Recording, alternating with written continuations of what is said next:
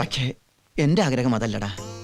എന്റെ ഒരേ ഒരു പെങ്ങൾ നന്ദിനിക്കുട്ടിയുടെ കല്യാണം പട്ടുസാരി ഉടുത്ത് തലയിൽ മുല്ലപ്പൂ ചൂടി സ്വർണ്ണാഭരണ വിഭൂഷയായി കതിർ മണ്ഡപത്തിൽ സുന്ദരനായ ഒരു രാജകുമാരന് കൈപിടിച്ചു കൊടുത്ത്. നിർത്ത് രാജകുമാരന് കൈ പിടിച്ചു കൊടുക്കാൻ വരട്ടെ. നിന്റെ പെങ്ങളെ കണ്ടിട്ട് കാണാൻ. താടി മീശം വടിച്ച ദിറ്റോ ഞാൻ തന്നെ. അപ്പൊ കല്യാണം നടന്നു തന്നെ. ആ കല്യാണം ഞാൻ നടത്തും. സർക്കാർ ജയിലിൽ വെച്ച് എനിക്കത് എസ്റ്റേറ്റ് വിറ്റിട്ടാണെങ്കിലും ഞാൻ ആ കല്യാണം നടത്തും. എങ്ങനെ സർക്കാർ എനിക്ക് തന്ന എസ്റ്റേറ്റ് വിറ്റിട്ടാണെങ്കിലും നീ നിന്റെ പെങ്ങളുടെ കല്യാണം നടത്തല്ലേ? നടത്തും. സർക്കാർ എനിക്ക് ആ എസ്റ്റേറ്റ് തരാന്ന് വാക്ക് പറഞ്ഞതിന്റെ പേരില ആ എസ്റ്റേറ്റ് നടാൻ വാലിലെ ഊതും ഞാൻ വാങ്ങിച്ചു അറിയാമോ? എന്റെ പെങ്ങളുടെ കല്യാണം മുടക്കിയിട്ട് നീ ആ എസ്റ്റേറ്റിൽ ഊതണ്ട.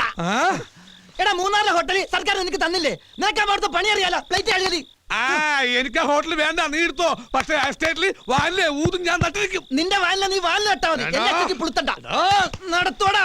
നിന്നെ ജയിലിൽ പോയാലും ശരി എന്റെ പെങ്ങളുടെ എന്താ ഒരു ബഹളം?